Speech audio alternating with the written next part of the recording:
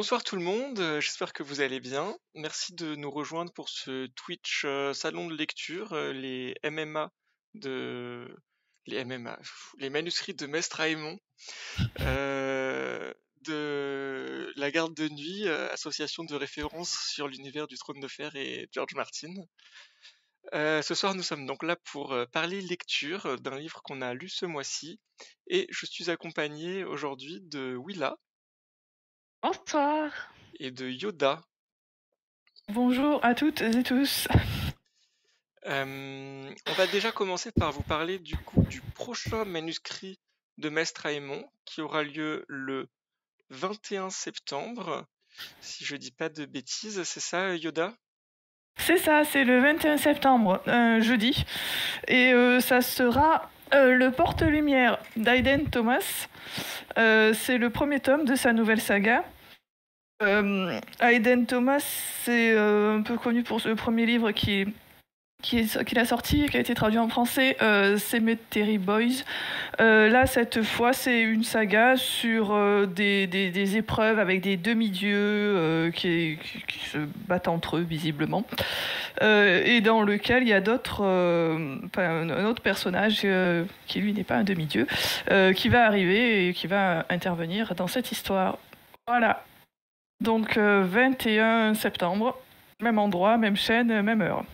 Et presque même genre, vu que ça sera toi et moi avec cette fois Namond à la place de Willa. C'est ça. Et on a hâte parce que ça a l'air bien, parce qu'on aime bien les demi-dieux et parce qu'on a bien aimé le premier livre de Aiden Thomas qu'on a lu. Oui, tout à fait. J'avais beaucoup aimé Cemetery Boys. Je trouvais ça très sympa. Pas tant sur le scénario qui était un petit peu... on le voyait arriver quand même, mais au niveau représentativité des personnages, j'avais trouvé ça très très intéressant. Ouais, je suis d'accord avec toi. Donc voilà, donc lisez ça si vous voulez pour le mois prochain. En plus, on fait qu'un seul manuscrit de Mestre Aemon en septembre, donc vraiment vous avez le temps de lire le Porte-Lumière si vous voulez en discuter avec nous. Et avant de parler du sujet de ce soir, qu'est-ce que vous nous recommandez ce mois-ci? Alors, Willa, je sais que tu nous recommandes rien, Hélas, mais non. mais Yoda, qu'est-ce que t'as à nous recommander? Moi, je voulais vous recommander la trilogie Capitale du Sud de Guillaume Chamanadian. Je redis, vous en avez déjà parlé dans un précédent épisode des manuscrits de Maître Aemon, mais bon, après tout, cette fois c'est mon tour. Et en plus, j'ai lu le tome 3 il n'y a pas très longtemps. Et comme j'ai rien lu d'autre de tout l'été, j'avais rien d'autre à vous recommander. Capitale du Sud, donc c'est une trilogie qui est terminée, ce qui est bien quand même, et qui a été publiée assez rapidement, ce qui est très bien aussi, comme ça il ne s'est pas passé trop de temps entre les tomes.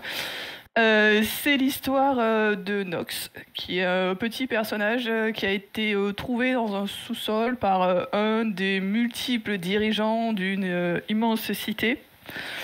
Une cité très avec beaucoup de clans, tout ça. Donc voilà, le chef du clan a trouvé Nox et sa sœur enfermés dans un sous-sol. Il a été éduqué par ce personnage et puis par tous les gens là qui habitent là, dans cette grande maison. Et en fait, Nox arrive un petit peu à un moment donné où la cité est un peu en train de se reconstruire avec une construction d'un grand canal. Et lui, à ce moment-là, il trouve un livre de poésie, en fait, qui lui permet de basculer dans un monde parallèle, un petit peu. Alors, je veux pas trop vous en parler, enfin pas trop en dévoiler des choses, mais c'est vraiment une trilogie que j'ai beaucoup aimée, que je trouve très chouette, avec un personnage, Nox, j'ai adoré Nox. Voilà, il est vraiment ultra choubidou, enfin je trouve. Et c'est très important les personnages choubidou.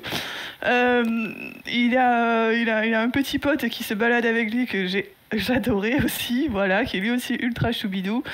Il y a d'autres personnages qui sont beaucoup moins choubidou, notamment sa sœur machiavélique, voilà. Ça, côté fantastique très très léger en fait, mais avec beaucoup de politique dans cette ville. Et, moi j'aime beaucoup les histoires politiques mélangées avec un petit peu de fantastique. Et du coup c'est très cool. Et puis voilà, du coup, alors le premier tome, c'est Le sang de la cité. Comme c'est écrit, voilà. Par là, ouais. Voilà, donc lisez-le, c'est très chouette. Et est-ce que ça apporte une fin satisfaisante du coup, sans la dévoiler, mais parce que Oui, alors en un fait, c'est des un enjeux, univers c'était quand même partagé, ça? en fait, voilà, parce que,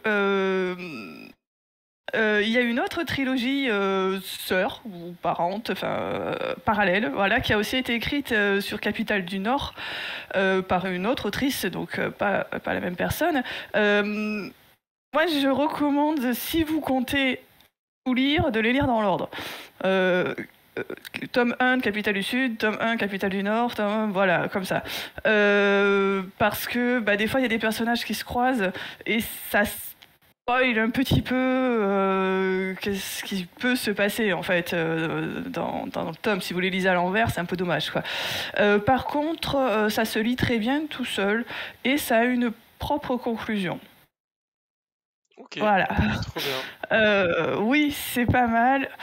Je suis quand même très très curieuse aussi d'avoir la conclusion de Capitale du Nord qui va arriver à l'automne. Parce que j'aimerais bien savoir du coup comment va aussi se terminer cette histoire. Alors moi j'avais un petit peu moins accroché à Capitale du Nord parce que c'est des personnages qui n'ont pas la même éducation du tout et qui du coup euh, ont des rapports moins chaleureux, en presque j'ai envie de dire, que Ouais, c'est Capitale plus du Sud froid. qui est très très... Enfin, avec des personnages vraiment solaires, en fait, très joyeux. Enfin, joyeux, ça dépend ce qui leur arrive, quoi. Mais voilà. Euh, donc voilà, j'aimerais bien aussi savoir comment va se terminer Capitale du Nord. Lisez-les dans l'ordre si vous voulez lire les deux. Je pense que le tome 3 de Capitale du Sud est peut-être un peu moins accessible si on n'a pas lu Capitale du Nord avant. Mais en fait, j'aimerais bien avoir l'avis de quelqu'un qui les a lus ensemble pour voir si lui et si cette personne avait vraiment besoin. Parce que finalement, peut-être que nous, on se dit que ouais, c'est mieux d'avoir Capitale du Nord parce qu'on a Capitale du Nord. Et que finalement, si ça se trouve, quelqu'un qui ne lit que Capitale du Sud dit bon non, ce personnage-là, je m'en fous, quoi. Enfin voilà, c'est pas très important, quoi. Je ferai le cobaye si tu veux. J'essaierai de lire Capitale du Sud. En entier, on lire Capitale du Nord. Besoin de Capitale. Voilà. Ok. Donc c'était ma reco de l'été. Super. Bah, Et merci, toi, Jada. qu'est-ce que tu as lu? Et ben moi, j'ai enfin lu le premier des projets secrets de Brandon Sanderson. Donc Brandon Sanderson, s'il faut le présenter, c'est un écrivain de fantasy très prolifique, qui a écrit plein de choses, en particulier Mistborn, donc Fils des Brunes, et Les Archives de Rorschach, qui sont deux de ses plus grosses séries. Moi, c'est un écrivain que j'aime beaucoup, beaucoup. Globalement, en général, chaque fois que je lis un de ses livres, j'aime bien. Et il écrit des choses très différentes, mine de rien, pas que de la fantasy classique. L'année dernière, il a fait une annonce pour dire qu'il avait écrit en secret, donc en plus de son programme, de son planning, de tout ça, 4 romans. Et que du coup, il publie là, cette année, ils sortent un tous les 3 mois. Et donc le premier de ces romans, c'est Tress of the Emerald Sea, Tress de la mer d'émeraude. Et bah j'ai beaucoup aimé. C'est un livre qui se lit très bien, je pense, indépendamment de tous ces autres livres, mais qui est quand même connecté à, à pas mal de ces livres qui sont dans un espèce d'univers commun qui s'appelle le Cosmere. Et c'est assez différent de ces autres livres par pas mal d'aspects. J'ai trouvé déjà il y a un aspect assez conte. En gros, on suit l'histoire de Tress, qui est une jeune fille à qui il va arriver un peu des aventures euh, hors du commun, alors qu'elle essaye juste de sauver son amoureux, en gros, disons, sans spoiler. Et ça reprend beaucoup de codes du conte, avec un peu la sorcière, l'aventurière, donc en inversé, parce que cette fois on a une fille qui cherche à sauver son prince au lieu d'un aventurier qui sauve sa princesse. Mais à part ça, on a voilà, je sais pas, des animaux qui parlent, un dragon, enfin tous les trucs du Des conte de pirates. fées, des pirates. C'est voilà, c'est très pirate aussi, vu que ça se passe sur un bateau pirate globalement, pendant pratiquement tout, sur la mer. Donc ça aussi, c'est une ambiance que Sanderson n'avait pas trop faite. Et c'est aussi, j'ai trouvé, il y a beaucoup de réflexions qui sont à moitié poétiques, à moitié philosophiques, qui viennent un peu s'intercaler dans tout ça, par le biais beaucoup du narrateur, qui est un personnage un peu poète et philosophe. Et qui est aussi très intéressant, j'ai trouvé, parce que c'est un narrateur qui se trouve être dans donc le Cosmere, cet univers commun de Sanderson. Là, le narrateur qu'on a, c'est un personnage qui est très conscient des différentes planètes, des différents univers, etc. Et donc qui va parler tout naturellement d'éléments qui viennent des autres livres en fait. Donc si on n'a pas lu, je pense que c'est pas grave, il nous parle de trucs bizarres. Quand on a lu, c'est assez drôle parce qu'en général, tous ces éléments sont très cachés dans les livres de Sanderson. Là, c'est pas trop caché, vu que on a perdu Lucas, mais c'est pas grave, elle va revenir. Voilà, et j'ai bien aimé aussi le système de magie. Donc Sanderson, il fait toujours des systèmes de magie assez développés et assez intéressants. Donc là, c'est un peu moins développé que d'habitude, mais c'est quand même assez intriguant. Donc c'est basé sur, il y a 12 mers sur la planète où habitent 13, qui sont chacune composées de spores de couleurs qui, au contact de l'eau, ont des effets. Donc il y en a qui explosent, il y en a qui solidifient, etc. Et donc c'était assez intéressant aussi. Même si c'était, j'aurais aimé que ça soit un peu plus développé, mais voilà, c'était pas vraiment le sujet. Et donc voilà, c'était vraiment très agréable à lire, j'ai trouvé. Très conte de fées. Et voilà, si vous aimez Sanderson, je pense que ça va vous plaire. Si vous aimez pas Sanderson, je pense que ça peut vous plaire quand même. Et puis voilà. Ouais, je l'ai lu aussi et je connais très très mal Sanderson puisque le Cosmere, j'ai lu Elantris il y a à peu près 3 siècles et demi et c'est tout. Donc voilà, j'ai adoré le narrateur. Il est génial quoi, vraiment. Il est super cool et Tress est vraiment aussi un super personnage j'ai trouvé. Donc, mais si vous y connaissez rien au Cosmere, c'est pas grave. Vraiment, ça empêche pas du tout d'apprécier la lecture. Voilà, c'est approuvé par Yoda. Voilà, donc ça c'était nos recos. Et puis ce soir, du coup, on est là pour parler d'un tome 2, donc le tome 2 de Vampiria de Victor Dixon, La Cour des Miracles. Donc pour résumer, Vampiria, le tome 1, on suit une jeune fille, une jeune campagnarde, comment on dit, du quart état, vu qu'il y a 4 états dans cette France parallèle, qui arrive à Paris, qui découvre la cour du roi de France, qui se trouve être un vampire et une cour de vampires. Donc c'est une France parallèle. On est 300 ans après la transmutation du roi Soleil, qui est devenu le roi des ténèbres. Et donc Jeanne va arriver à la cour et va essayer de pas se faire repérer. Elle se fait passer pour une fille de noble et elle veut, elle, se venger du roi qui a causé la mort de ses parents, de toute sa famille. Et donc elle va essayer de s'introduire à la cour en devenant écuyère du roi par tout un jeu d'épreuves. Donc à la fin du tome 1, si je spoil, parce que bon, on parle du tome 2, donc voilà, donc à la fin du tome 1, on avait laissé Jeanne, qui était enfin devenue écuyère après avoir un peu trahi tous ses amis, tout le monde, pour arriver à ses fins, et qui avait arrêté une conspiration qui était sur le point de tuer le roi, parce qu'elle s'était rendu compte que c'était une conspiration de nobles et que ça allait juste être encore pire si elle les laissait arriver au pouvoir. Et donc il fallait un peu qu'elle recommence à trouver des alliés, un moyen de se débarrasser du roi et des vampires. Et du coup, on avait parlé du tome 1 en février avec Yoda et Corondar.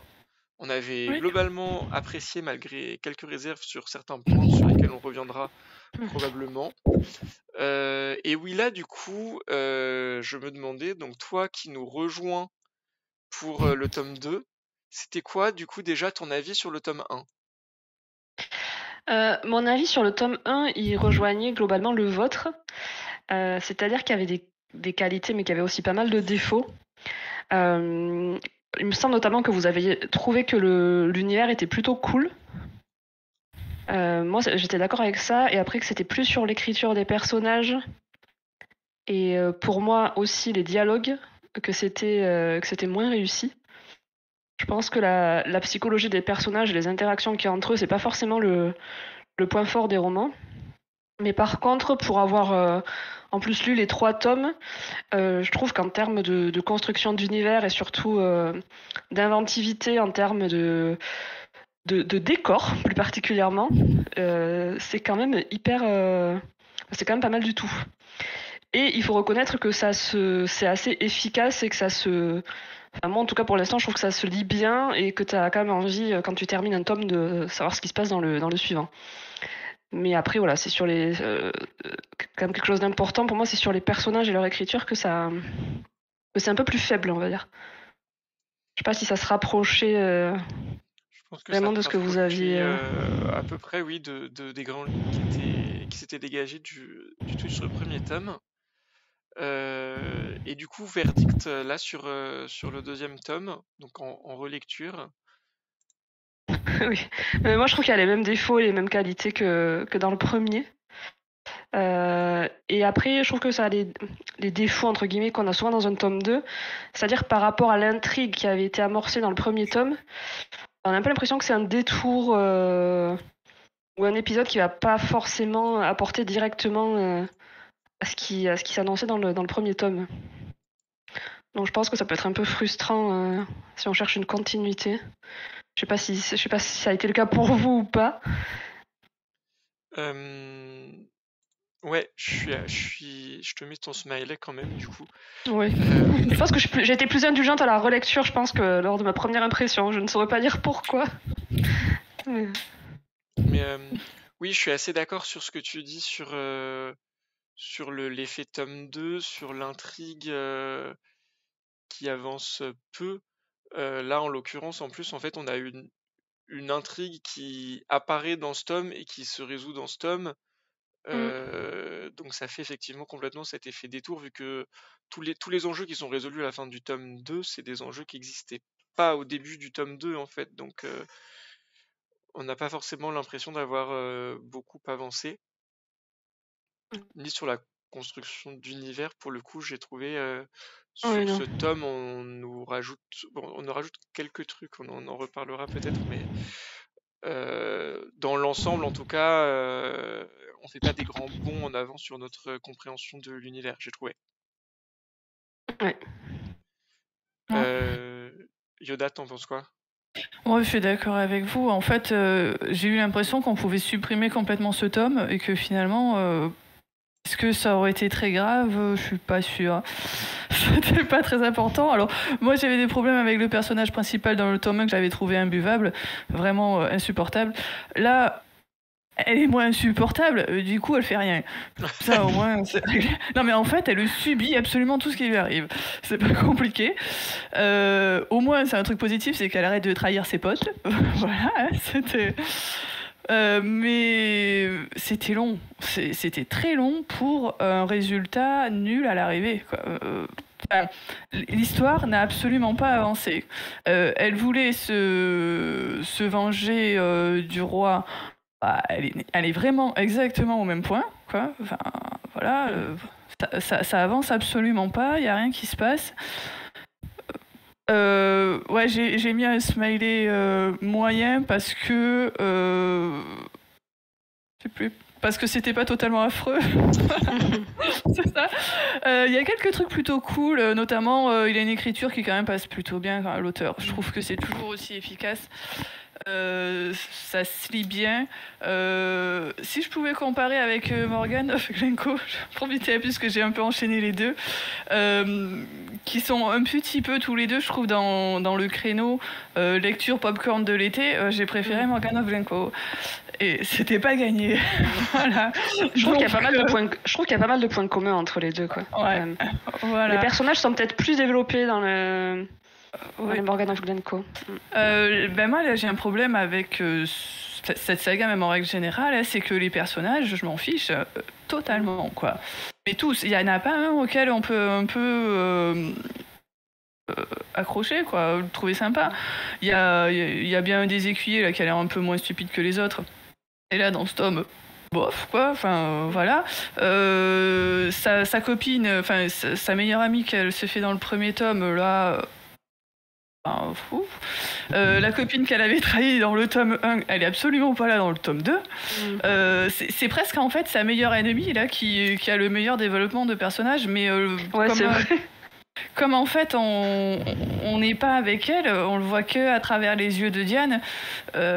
Enfin, on la voit qu'à travers les yeux de Diane, c'est pas très intéressant. Voilà. Donc, à côté de ça, Morgan of Glencoe a des personnages sur lesquels on peut vraiment, je trouve, plus accrocher, plus trouver sympathique. Il y en a beaucoup plus. Donc, on finit toujours par trouver quelqu'un qu'on aime bien. Là, moi, j'ai été un peu déçue. Bon, ça se lit plutôt bien, même si, dans mon cas, j'ai mis beaucoup de temps pour le lire, mais je pense que c'était plus dû à moi que... la lecture. Victor Dixon, il a une écriture qui est quand même assez facile. On le lit facilement, on passe un bon moment, tu sais à quoi tu t'attends quand tu commences. Et t'es pas déçu en règle générale, quoi. C'est... Voilà. Donc voilà, ça c'était mon avis. Moi, je suis plutôt d'accord avec ce que tu dis, mais donc j'ai été encore plus sévère que toi, je pense. J'ai mis un smiley pas très content. Moi, j'ai globalement, pour moi, c'est quand même une déception ce tome 2.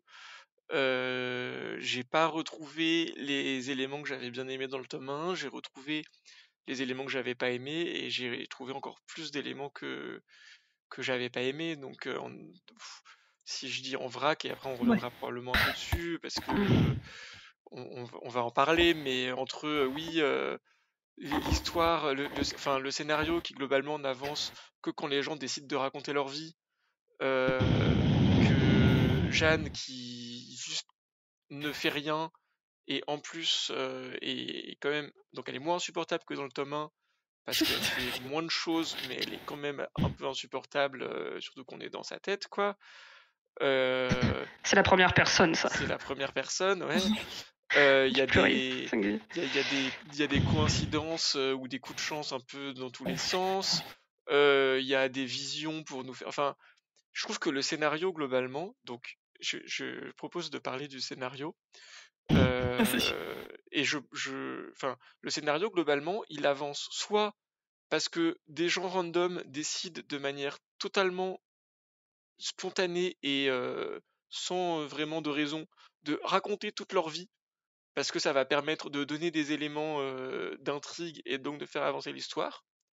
Soit, si ça suffit pas, on a des visions et des prophéties qui vont permettre de faire avancer l'histoire. Et soit, si ça suffit toujours pas, et bim, on a des coïncidences et des coups de chance et des Deus Ex Machina. J'ai trouvé que globalement, il y avait aucune avancée d'intrigue pratiquement qui était une action en fait d'un des protagonistes, quoi. Donc, je suis tout à fait d'accord. Ouais, c'est vrai. Très passif, c'est ce que disait Yoda, finalement. Ouais, c'est ça. Mais franchement. Mais même à croire que l'intrigue, parce qu'en gros, l'intrigue en elle-même du tome, c'est aller enquêter dans Paris, en gros, sur les abominations nocturnes et sur la cour des miracles. Bon, je pense que c'est pas trop du spoil parce que ça doit être dans le résumé. C'est le titre.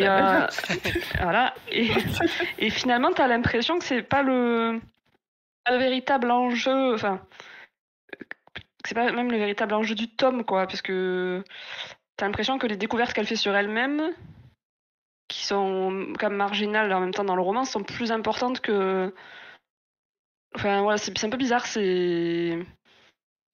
intrigue qui est raccrochée au reste.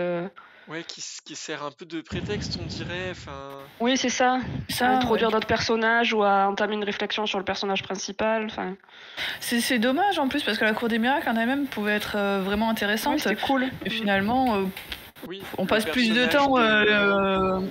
le Hmm. personnage de Hécate, là, de la reine des... Je sais plus comment il s'appelle, la reine des miracles ou je sais pas quoi. C'est Ouais, un personnage qui pourrait être assez intéressant, qui l'est par touche, moi j'ai trouvé, oui. mais qui tombe aussi dans... Enfin, Et qui est elle vite a... expédié, c'est toujours comme ça en fait, quoi. Puis c'est Ouais, une caricature totale en fait. On avait Et déjà c'est Tristan souvent, dans ouais. le, enfin Tristan, sa mère et leur pote là dans le tome 1. Là, c'est exactement la même chose en fait. oui, Enfin, c'est un autre groupe qui cherche à prendre le pouvoir d'une autre façon, quoi. Mais en fait, c'est exactement la même chose que les protagonistes du tome 1 qui arrivaient très tard aussi, si je me souviens bien, dans l'intrigue, puisqu'elles découvraient finalement qu'ils existaient que plutôt tard dans le tome. Là, c'est exactement la même chose. Eux, finalement, ils interviennent. Enfin, la Cour des miracles intervient très tard, puisqu'elle passe en fait quasiment plus de temps à être kidnappée par un autre groupe. C'est super redondant en plus. Hein. Je me fais kidnapper Oui, par aussi, là, machin, avec et derrière, je me oui. refais kidnapper. Je fais putain, 2 kidnappings, ça va, quoi. à chaque Bon, il y fois, a pas mal je de, perds il y a toutes pas mal mes de armes. digressions, quoi. Mm. Oui. Je pense que Comme dans un j'aurais jeu vidéo, tu sais, supprimé tu le. repars de zéro. Je pense que ça aurait peut-être valu le coup de supprimer le premier kidnapping pour un peu redynamiser. Oui, mais le premier kidnapping, on va pas trop en dire maintenant, pareil, Je mais pense qu'on peut dire qu'on peut spoiler, on est sur le tome 2. ouais. On a donné parce que là on va avoir besoin. On a donné notre avis général à très grande maille. En fait, le premier kidnapping, il permet de faire ce que disait Jean-Jean, c'est-à-dire des personnages décident de raconter leur vie ou de raconter des anecdotes. Parce que moi, ça m'a quand même fait bondir qu'on apprenne en fait qu'elle fasse le lien. On peut le dire maintenant, du coup. Ouais. Ce qui c'est la Dame des Miracles ou attention, spoil. Que la Dame des Miracles, enfin, elle découvre l'identité de la Dame des Miracles parce qu'il y a un des mecs, je sais plus son prénom, de Giovanni, je crois, ou un truc comme ça. Giuseppe. Ou Giuseppe, caricature, un prénom italien commençant par G. Et qui décide de raconter ah ben oui, alors on sait pas comment il a cette information d'ailleurs. Machine là, ben oui, parce que c'était fait mordre par Marc Antonio, donc l'ancêtre de leur boss. En gros, au Lacrima, là, au gang donc, qui kidnappe voilà, Jeanne. Et du coup, il se met à déballer la vie de celle qui, en fait, s'avère être la Dame des Miracles, qui est la sœur de Hélénaïs. Ouais. Et de façon complètement... Ça, j'étais là, mais c'est nul qu'elle le découvre comme ça, en fait, quoi. Parce que le mec décide entre deux barreaux de... Tout comme ça, quoi. Et effectivement, celui-là, c'est peut-être le pire, parce qu'en plus, elle a même pas vraiment choisi d'être kidnappée par ces gens-là, parce qu'il y a quand même, avant ça, Bon, elle décide d'aller chez les sœurs, là. Donc elle a un peu pris une décision. Mais là, pareil, elle a la sœur Vermilion et la mère Incarnate qui décident de raconter toute leur vie. Comme ça, parce que tiens, salut, je vais te raconter ma vie, mais surtout ma vie qui concerne sœur Amarante, parce que je sens que ça t'intéresse. Donc il te raconte ça. Après, t'as Giuseppe, la marraine, machin, qui vont venir te raconter leur vie aussi, pour qu'elles comprennent tout ce qu'il faut. Et même à d'autres moments, j'ai trouvé, enfin, t'as Sterling à un moment qui raconte toute sa vie aussi. Oui, il fait des monologues aussi, lui. Ouais, t'as même Marc Antonio à un moment qui raconte sa vie, je sais plus ce qu'il raconte, mais qui lui permet encore de recoller d'autres morceaux. T'as Hécate qui, au moment où elle l'a fait prisonnière, elle dit ah tiens, je vais te raconter toute ma vie aussi. Et à chaque fois, on a la petite Jeanne qui dit oh bah merci de m'avoir raconté toute ta vie, ça permet de comprendre les choses. Bah ouais, bah super, mais bon. Mais le problème, c'est que c'est assez artificiel, du coup, quoi. C'est complètement artificiel, ouais. Et ça sent, et voilà, quoi. Et c'est un défaut qui revient, moi, ça me l'a fait... J'ai lu, du coup, Vampire America, le nouveau cycle. Et je trouve que ça revient, ce côté artificiel dans les révélations et dans la façon dont les personnages, tout d'un coup, paf, décident de se livrer et de se mettre à raconter des choses hyper que tu balances pas comme ça normalement. C'est genre les méchants de James Bond, des films de James Bond d'il y a 50 Oui. ans, quoi. C'est ça.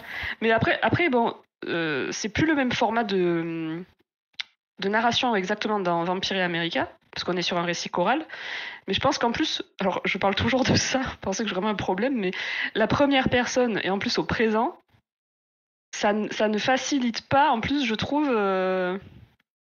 la résolution naturelle des choses, parce que t'es que dans sa tête à elle, donc à moins que quelqu'un lui dise, bon, elle pourrait faire des découvertes plus subtiles, hein, mais c'est vrai que pour que le lecteur ait des éléments, finalement, c'est peut-être plus compliqué aussi, je sais pas. Mais là, le problème, c'est même pas de donner les éléments au lecteur, c'est de lui donner les éléments à elle, parce que elle a Oui. besoin d'avoir ces éléments pour après faire à peu près sa seule action du livre, qui est de se faire kidnapper, en fait. Donc c'est même pas une mission, elle fait rien, elle fait jamais rien à aucun moment. Mais bon, si c'était juste pour que nous on comprenne l'histoire, effectivement, c'est plus compliqué Ouais. avec la première personne. Mais là, c'est vraiment les gens qui lui disent l'histoire. Enfin, ça m'a pas plu. Ouais. J'ai pas aimé. Non, mais je comprends parce que c'est un des gros points faibles quand même. Et ça contribue aussi au dialogue. Moi, j'ai un problème aussi avec les dialogues qui, je trouve, manquent de naturel. Et ça se rejoint finalement parce que. Oui, c'est ça. Quand le dialogue s'étire, je vais te raconter. Ça manque de naturel aussi parce que les gens dans la vraie vie se mettent pas à tout te raconter. Ouais. Même ceux qui la détestent, genre Elenaïs, elle peut pas la saquer. Elle lui révèle quand même des choses sous le coup de l'énervement ou sous. Oui, c'est ça. La caricature de la méchante d'ailleurs. Pardon. Il parle trop. Ouais. C'est ça.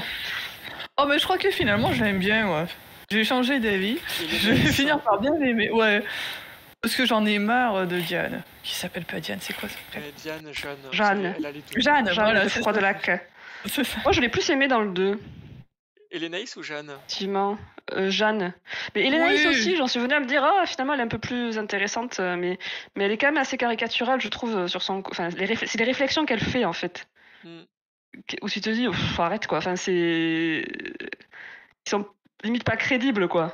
Ouais, moi j'ai bien aimé Hélénaïs. Faut le dire vite.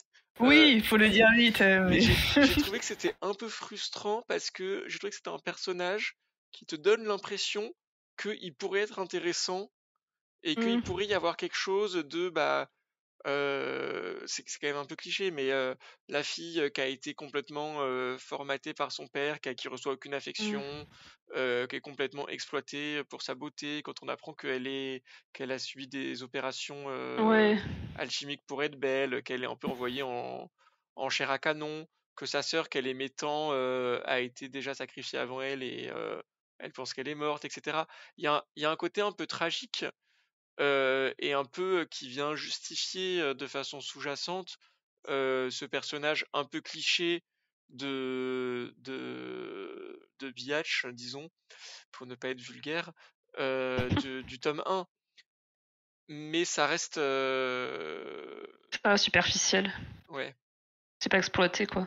Mais même sa sœur, il y avait quand même un gros potentiel voilà, sur un personnage nuancé, avec une complexité et un peu tiraillé, etc. Et en fait, c'est pareil, c'est expédié en chapitres, quoi. Elle a 2 lignes de dialogue et elle meurt, quoi. Donc.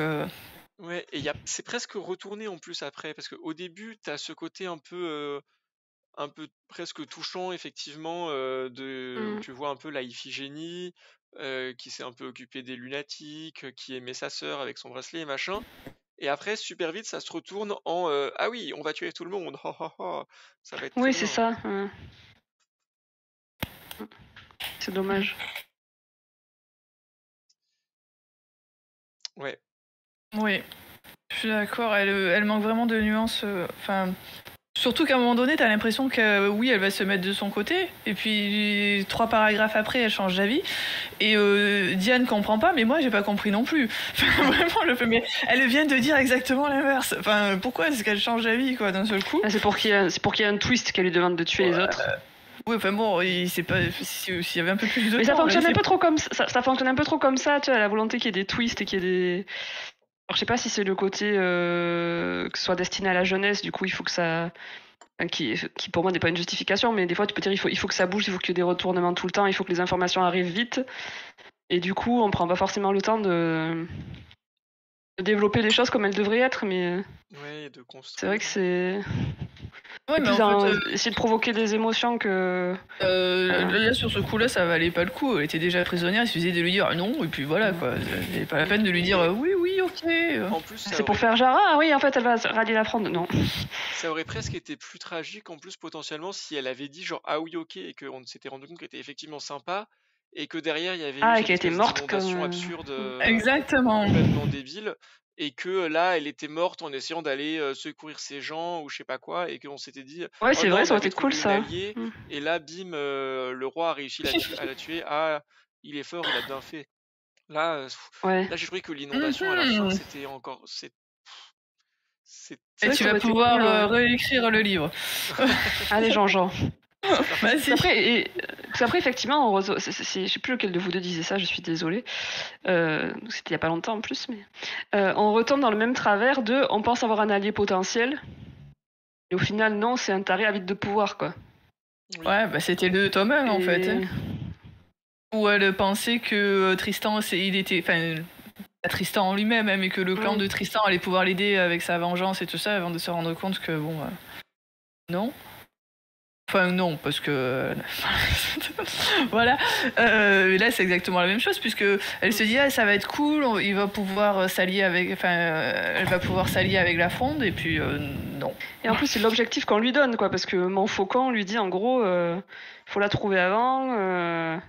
Non, il veut qu'elle la tue. Qu'elle la tue, c'est vrai. C'est vrai. Je confonds avec d'autres. mais bon, ça c'est ça revient un peu cette dynamique effectivement là de. Ouais. Et du coup, ouais, parce que est-ce que vous êtes d'accord avec moi aussi pour dire que derrière il y a aussi trop de coïncidences, parce que là on parlait du coup de l'inondation. Moi j'ai trouvé que l'inondation c'était presque trop facile, genre tout d'un coup le roi se dit ah oui elle a disparu, elle doit s'être faite kidnapper, donc je vais la détecter avec mon radar à sang magique. Oui, en plein bal quand même. Sous la Bièvre, dans la vallée de la Bièvre, et du coup boucher les trucs. Et là, ça va faire une inondation et tout le monde va de façon débile se jeter dans l'eau et se faire électrocuter. Bah, c'est pas le pire truc que j'ai pour le. Bah non, puisqu'en fait, qu'il pensait juste les noyer ou les faire sortir, mais. Ouais, je pense que en fait c'était le plan. Enfin, c'était le plan qu'il avait depuis le début de. Mais par contre, qu'il la repère, parce que. Voilà, qu'il la repère, c'était le plan du début, hein, donc. Ouais, mais après c'est au moment où il la repère, parce qu'en fait il est en plein bal. Il vient de l'envoyer bouler. Alors du coup, est-ce que il a tout calculé en fait, de l'envoyer bouler pour qu'elle soit marginalisée, qu'elle soit plus facile à kidnapper? Je ne sais pas. Peut-être qu'il est très très brillant en fait, Louis XIV. Mais c'est vrai que tu te dis qu'il aurait peut-être autre chose à foutre en fait pendant son bal oui, moi, des ténèbres là que de surveiller Jeanne. Et en fait, ça fait genre il a fait le bal et il a foutu Jeanne de côté juste pour qu'elle soit kidnappée pour pouvoir la repérer. C'est pas un peu trop par les cheveux, quoi. Moi, pour le coup, m'a pas trop dérangé, puisque le bal, il le faisait pour attirer Kat de toute manière, donc c'était un petit peu son objectif. Okay, oui, c'était pas le truc le plus et même le fait hasard, quoi, voilà. Que c'était parce que pareil, moi je suis déjà d'accord avec Willa, que je trouve que au milieu de son bal, tout d'un coup, il devine qu'elle s'est faite kidnapper alors que elle aurait pu juste être rentrée chez elle. Mais en plus, après, elle est sous terre et il devine que c'est la vallée de la Bièvre et que du coup, s'il bouge, ça va tout inonder. Alors que. Il devine pas. C'est même pas qu'il devine, c'est qu'en fait, il aperçoit. Donc il sait qu'elle est en dessous et que la rivière, elle coule là et que du coup, il faut boucher. Ouais, moi je me suis dit, mais il l'aperçoit sous terre, mais comment il sait que sous terre, à cet endroit-là, il y a la rivière, tu vois? Mais peut-être qu'il connaît. Il a les plans de la ville. Est-ce qu'il est très vieux? C'était une rivière pas souterraine encore à son époque, peut-être. Ah oui, peut-être, il se souvient. Okay. Il se rappelle la topographie. Ouais. Pour le reste. Le plus absurde le mec dans son cimetière, là. Le vieux. Le vieux dans son cimetière. Oui, C'est voilà. chiant ça. Le mec, il est là, il fait sa prophétie, tout à fait inopinément. Derrière, après, il disparaît. Enfin, on n'en entend plus parler. Est-ce qu'il est mort? Est-ce qu'il est pas mort? J'en sais rien. Mais une fois qu'il a fait sa prophétie, on s'en fiche de lui, quoi.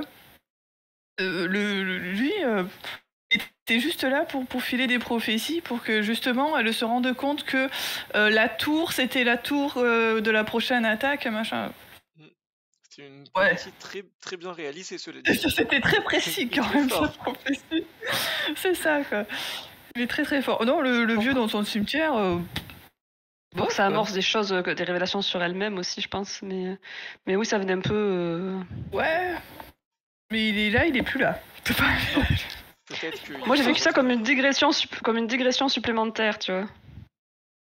Oui. Surtout que t'es sur un truc d'enquête. Enfin, soi-disant que l'intrigue principale c'est une enquête et du coup ça Alors c'est très t'éloigne pratique encore. si vous êtes intéressé par le tarot, il vend ses cartes de tarot. Ouais.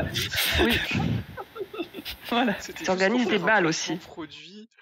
Si vous voulez aller au bal. Il fait des balles aussi. Il y avait eu un bal, je crois, pour la sortie de Vampire America, il me semble, ou un truc comme ça. C'est possible. Là, je crois que c'est Robert Laffont qui avait organisé ça. Se déguiser et tout Ouais, en Louis XIV. Enfin, Louis. c'est ça. On peut y aller en vampire. Ah. Et du coup, à propos de prophétie, qu'est-ce que vous pensez des visions de Jeanne, des visions prophétiques déjà, parce que bon, il y a deux types de visions dans le livre. Donc il y a les visions prophétiques de Jeanne qui dort et qui voit sa mort, et que ça ne, si ça l'aide à des moments quand même, j'allais dire ça l'aide pas du tout parce qu'après elle fait quand même la même chose, elle se fait kidnapper machin. Il y a quand même un moment où ça l'aide quand ils sont attaqués Dans la cave. dans la cave. Ouais. Bah, à la limite, c'est son pouvoir. Ça passe. Ils ont tous un pouvoir. Donc bon, pourquoi le sien, ça serait pas d'avoir un petit peu des visions prophétiques? C'est très très pratique, mais bon. Mais pourquoi pas? Mais alors du coup, pourquoi est-ce que quand la goule elle fait cré, ça aussi, Ah oui, très mystérieux. Ça c'est intéressant à la limite. Oui. L'histoire Pourquoi des est-ce ghouls que qui lui parlent et qui la lèchent et qui lui disent tu n'es pas humaine, machin. ouais. Et elle Moi, se ça m'a fait pas griffer du tout. à un moment donné par une goule aussi et ça la tue pas en fait, donc aussi. Ouais. Mais pour moi, ça c'est la vraie intrigue du tome en fait quoi. C'est qui est vraiment Jeanne C'est- finalement. Enfin, ça te fait te poser des questions. Ah, du coup, ça faisait quand même beaucoup de pages pour en Bah oui. Non, mais je pense qu'il s'est fait plaisir aussi quand même avec l'histoire de la cour des miracles et tout ça. Le pire c'est que tout est sympa. Enfin, c'est sympa en soi. Hein. Oui. Pourquoi pas une enquête dans Paris, la cour des miracles. Ouais, voilà, je disais moi la Croix des miracles, ça me plaisait. Mais... Il reste 2 minutes quoi. Après, c'est la question des enjeux quoi. Moi, cette histoire de goule, ça m'a pas plu du tout. Ah. Je vais tenir mon rôle de rabat-joie. Moi, j'ai trouvé que ça sortait de nulle part. Alors, on a 2 moments dans tout le roman où il y a ça.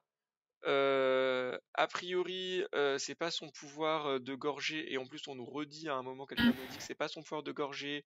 A priori, c'est pas son pouvoir de gorger parce qu'effectivement, son pouvoir de gorger, c'est d'avoir des visions de sa mort pour les éviter, pourquoi pas. Mais du coup, ça veut dire qu'il y a juste autre chose dans cette fille random qui fait que en fait elle comprend les ghouls et elle est pas humaine, et quand elle la lèche elle se dit ah c'est peut-être du poison, et moi j'ai trouvé que ça sortait de nulle part. Heureusement qu'elles ont pas de curiosité gastronomique quand même les ghouls. Qu'elles se disent c'est du poison, j'avais goûté ça. Il y en a qui hésite, qui dit on pourrait quand même essayer. Ouais, moi franchement j'ai trouvé que ça sortait de nulle part et que c'était pas vraiment développé, donc pas assez développé pour que je me dise ok c'est étayé, il y a des trucs. Ça ça se base sur rien. On n'a aucun indice qui pourrait nous dire ah oui, il y a certains humains qui mutent ou je sais pas quoi, ou son père a fait des expériences sur elle quand elle était petite et du coup elle est alchimiquement modifiée ou je sais pas quoi. C'est juste ah en fait elle est spéciale. Mais enfin bon Moi, je j'ai sais, hein, mais je peux tu pas. sais. Faut lire le tome 3. Ouais mais du coup si c'est tout ça pour Ça aurait pu juste être amorcé dans le 1, du coup, et ça allait pas du tout, il me semble, dans le 1. Donc c'est un peu, ouais. c'est un peu dommage à ce moment-là que ça apparaisse dans le 2 comme ça, quoi. Bah, à part si c'est lié à l'autre truc que j'avais pas du tout aimé dans le 1 et que j'ai toujours pas du tout aimé Les dans ce visions du tome, futur, les visions enfin du ouais, monde du monde parallèle là. parallèle. Ah ouais, moi j'ai pas trop kiffé ça non plus. Ah Mais en bah fait, je comprends pas trop où on va avec ça, surtout, quoi. Parce que dans le tome 1, ça prenait 3 paragraphes à la fin, et voilà. Et là, c'est pareil, c'est vraiment un truc qui dure vraiment à la marge. là ça À la sert limite, vachement plus parce que t'as tout ouais, Pierrot. Enfin, en fait, ça devient un moteur c'est de ça. l'intrigue. Dans le tome 1, tu te dis, enfin moi je m'étais dit dans le tome 1, ok, j'aime pas ça, c'est chelou, blablabla, mais peut-être que c'est lié à la circonstance de, elle est dans le tombeau magique hors du temps, je sais pas quoi, où on a fait l'alchimie. Bon, là, en fait, t'as quelqu'un d'autre, Pierrot, qui peut faire ça. Donc, à part si on nous dit, en fait, Pierrot, c'est le fils caché de Louis XIV ou je sais pas quoi, et du coup, c'est pour ça qu'il a des pouvoirs bizarres du temps. Mais en fait, t'as juste un gosse random qui voit le monde parallèle, qui du coup, à 12 ans, en déduit comment fonctionne l'électricité parce qu'il a eu des Oui, c'est ça. visions de la Tour Eiffel. Oui, il est quand même très fort. Il est quand même très fort. Il est surdoué. Euh, HPI. Derrière, du coup, ils développent tout un truc d'électricité. En quoi? En 1 an et demi, ils ont une énergie renouvelable, ils ont La fibre. ouais, c'est ça, des super projecteurs ultra puissants, tout plein de trucs. Donc, à cause d'un petit gamin qui sort de nulle part, qui donc justifie toute l'intrigue du livre, parce qu'en fait, toute l'intrigue du livre, c'est Hécate peut manipuler les ghouls grâce à l'électricité. Quand il touche la main de Jeanne, oh, elle voit la Tour Eiffel, elle aussi. Mm. C'est- Ça te plaisait pas déjà, et je pense que Ça me c'est quand même plaisait un pas gros déjà, truc, ouais. quoi. Bah c'est ça, et c'est toujours, il y a toujours aucune amorce d'explication et de justification. En fait, c'est ça qui m'énerve un peu parce que j'ai l'impression, en fait, j'ai un peu l'impression je sais pas, j'ai un peu l'impression qu'on me prend pour un guignol avec cette affaire, quoi. Qu'on me dit, ah tiens, regarde, il y a du mystère, ta. Mais c'est juste, on me le dit. C'est comme l'intrigue, en fait. Il y a quelqu'un qui vient qui te dit, il y a du mystère. Il te dit, l'intrigue, c'est ça. Là, on me dit, il y a du mystère, mais il faut encore que tu lises 11 tomes avant de savoir, car j'ai prévu d'en faire 12. Bah, Oui, alors, Pierrot, d'ailleurs, c'est un peu ça. Une fois qu'il arrive vraiment dans l'histoire, machin, et que là, il va enfin être utile. Enfin, tu te dis, ça y est, il va pouvoir se mettre de leur côté. Eh ben hop, il sort de l'histoire. Tu fais, putain, super. Maintenant que t'allais enfin on voit par quelque Colissimo aux chose, États-Unis. c'est ça. Là, j'ai trouvé ça dommage. Ils auraient pu l'envoyer dans la forêt, quoi. C'était pas dans la forêt.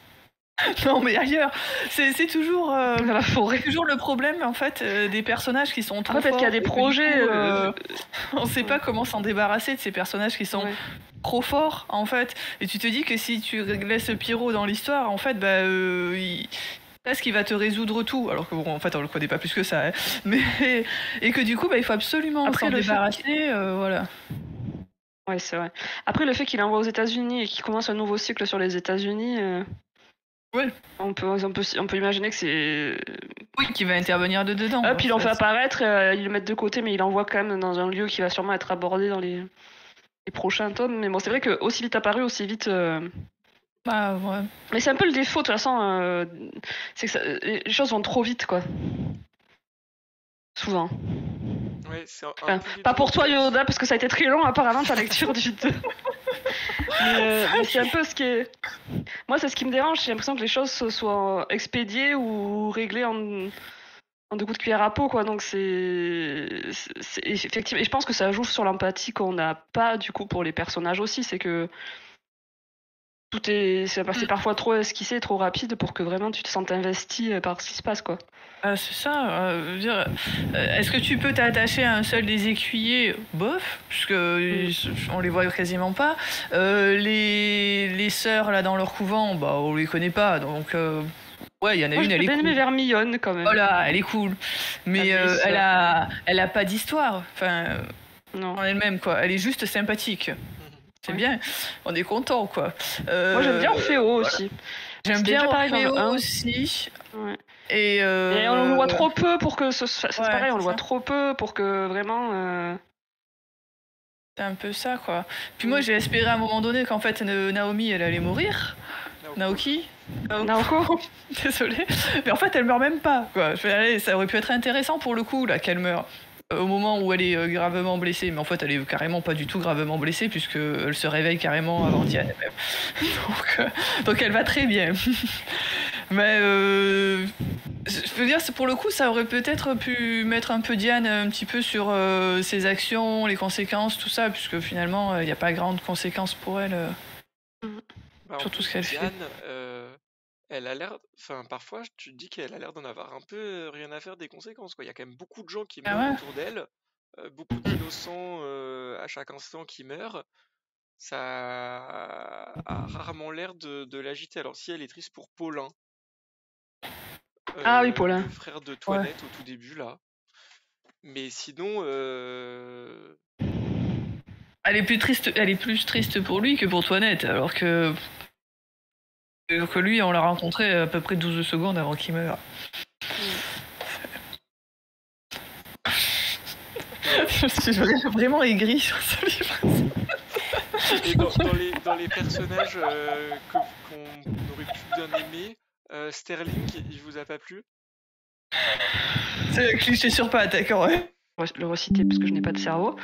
Mais sinon, c'est pareil, ça fait un peu personnage écrit au forceps, quoi.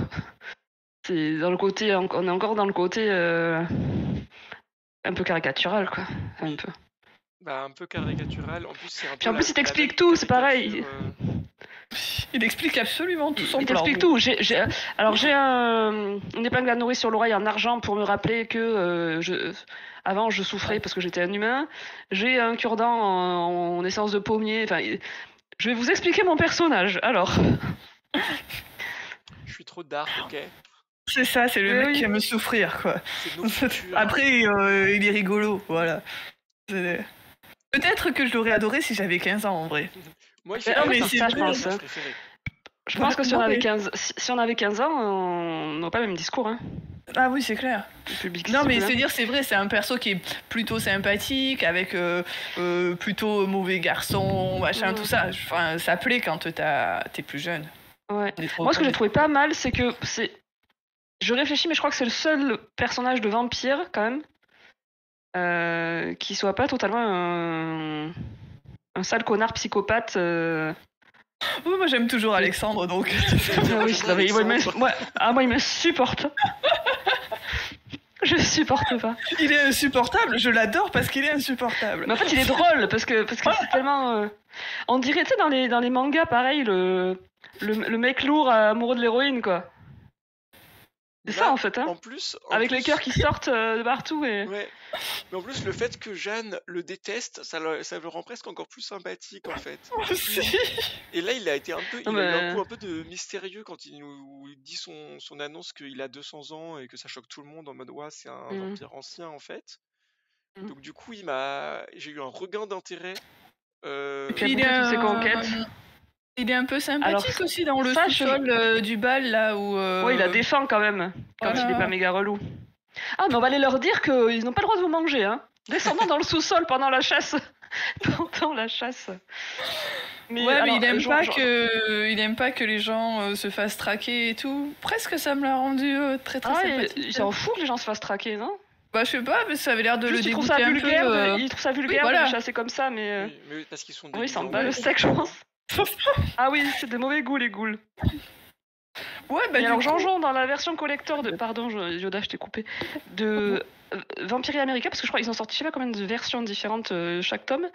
Il y a une nouvelle inédite sur les origines d'Alexandre, Ah, apparemment. Donc si tu es avide d'en savoir plus, tu peux trouver je l'information me procure apparemment. cette nouvelle. Ouh. Moi aussi, parce que ça m'intéresse. Mais après, j'espère qu'ils le mettront quand même dans une intrigue éventuellement hors édition spéciale. Mais Ouais. ah On l'apprenne ah oui, plus mais après tard. c'est vrai il a ce côté. Puis ça charme quand même. Hein. Bah, en même temps, Ouais. elle arrête pas de dire il me saoule, mais à aucun moment elle lui dit en fait. J'ai quand même l'impression, Ouais. à part si Elle peut-être met dans jamais le un tome stop. 1, je sais pas, et c'est pas forcément dire facile de mettre un stop à un vampire, je dis pas le contraire, hein. Hmm. Mais t'as Surtout quand qu'il même a pas l'impression, bouffé ses précédentes. Il a pas tué ses précédentes conquêtes, plus ou moins sans faire exprès. il y en a Mais oui, il une n'avait pas qu'il a fait tuée, c'est pour ça exprès. qu'il était exilé, je crois. Oui, c'est ça. Mais t'as quand Oups. même l'impression qu'effectivement, elle, il la saoule, mais à chaque fois qu'elle interagit avec lui, elle est toute gentille et elle lui touche la jambe, Ouais, c'est etc. vrai. Parce qu'en fait, elle se Touche la sert de jambe. lui, donc Ouais. Elle se sert de lui, donc en fait, elle revient assez souvent vers lui quand il peut être utile. Donc, Hmm. C'est pas les meilleurs c'est- dialogues en plus en général quand elle interagit avec lui. non, bah, c'est très drôle en fait, parce que enfin, moi je trouve ça drôle ces moments de dialogue entre les deux, parce que t'en as une qui est un peu Lui dégoûtée est de devoir drôle. lui parler, Ouais. et il est lui drôle, qui est mais très ses drôle répliques parce sont- qu'il est à fond dans les trucs et que tu vois qu'il a aucune chance. Le mec, il a 200 ans, il a une... Enfin, je sais pas, il a mentalement, il a 18 Il en ans. a 15. Quoi. Ouais. Voilà, même, voilà. Et du coup, mais franchement, moi, Alexandre, il me régale, quoi. Plus d'Alexandre.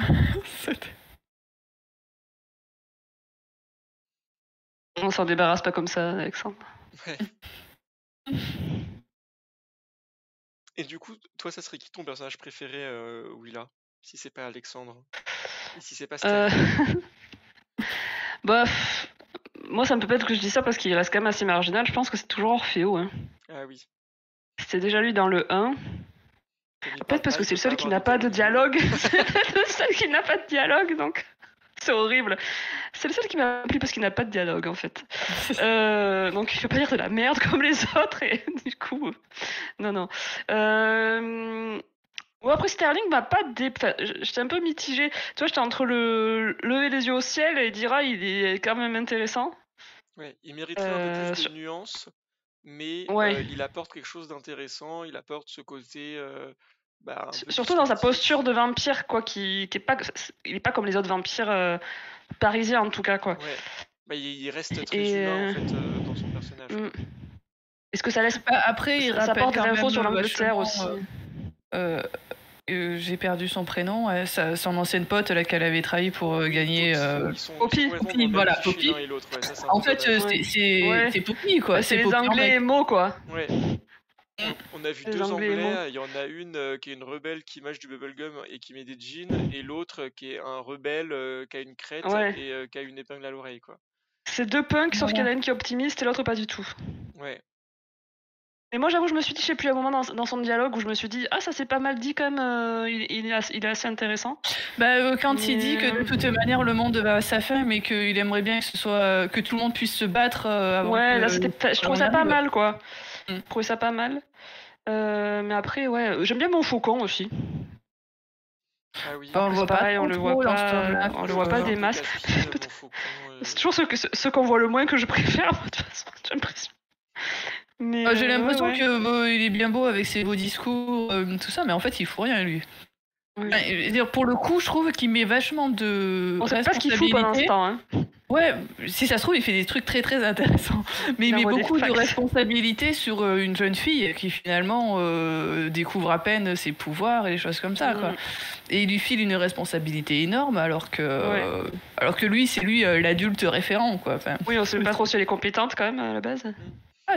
Il a l'air ultra Ouais. impulsif aussi, enfin quand même, tu vois, le Ouais. moment où Naoko arrive et où il dit ok, bah je vais lui couper la tête, j'étais là genre c'est Attends un peu, quoi. Et c'est son sang de bourreau. Voilà, c'est ça. Je crois qu'on Ouais. nous le dit limite comme ça, tu vois, à un moment. Il a les yeux qui Mais deviennent ouais. fous.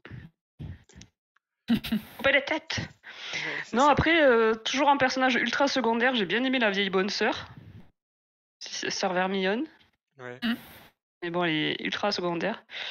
Et ça m'a pas déplu d'en apprendre plus sur Age aussi. Et Ouais. sur la partie est du coup de Enfin, sur les. C'est Le très reste du vite monde fait quand vampirique, même. bah, c'était trop. c'est ça. Encore une fois, c'était trop rapide. Donc ça pique juste ta curiosité. En fait, voilà, c'est tout. C'est genre, oh, j'aille plus Mais attaqué par les striges. Hop, voilà. ouais, voilà. Bah, Mais du coup, là, c'est dommage. Finalement, J'ai bien aimé, mais franchement, il y a 2 lignes, quoi. C'est trop esquissé. Et que par contre, c'est intéressant parce que du coup, lui aussi, il sert le roi parce qu'il a des intérêts vis-à-vis de son pays, en fait, quoi. C'est pas parce qu'il est subjugué par le pouvoir vampirique.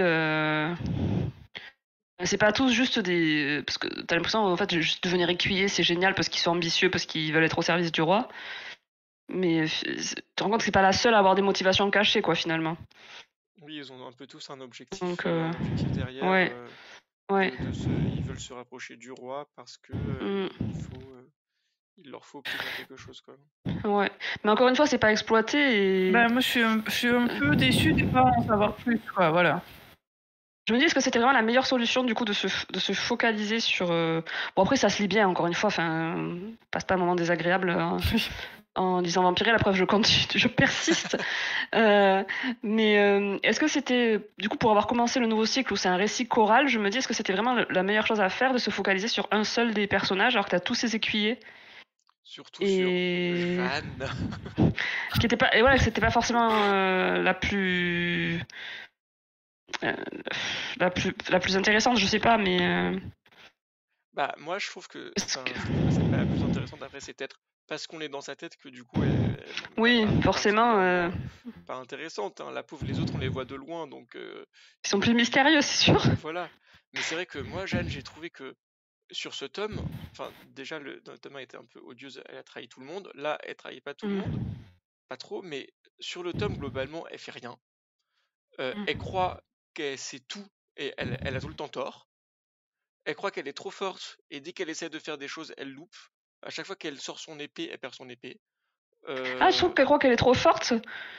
Moi, je trouve qu'il y a plein de moments où elle a pas conscience du fait que là, en fait, elle va mourir. Globalement, il y a plein de moments où je me dis, mais en fait, là, si t'as un peu conscience des choses, tu fais pas ça parce que tu vas mourir. Elle est là avec son épée et le premier ermite dans son isoloir venu lui pique son épée. Il arrache son épée. J'avoue que ça, c'est la loose quand même. Son épée qu'elle réussit à retrouver quand même dans les décombres, puisque personne n'est venu fouiller les décombres. Cette épée en métal ultra précieux. Ouais. Le truc, il reste au milieu d'un cimetière, mais personne vient le chercher, quoi. Moi, j'ai trouvé plutôt duper et angoissé que se pensant plus forte que les autres et tout ça, quoi. Ah ouais, moi, je l'ai pas ressenti. Je l'ai pas ressenti perdu. Moi, je l'ai ressenti ultra sûr d'elle. Ah ouais, trop sûr c'est marrant, moi, pas du tout. Ah ouais, bah, c'est marrant. Ah ouais, parce que j'ai déjà oublié ma lecture, hein, c'est possible. Vu mes compétences cérébrales en ce moment. Moi, j'ai trouvé qu'elle se remet très peu en question et elle est quand même un peu odieuse avec tout le monde dans ses interactions avec Suraj.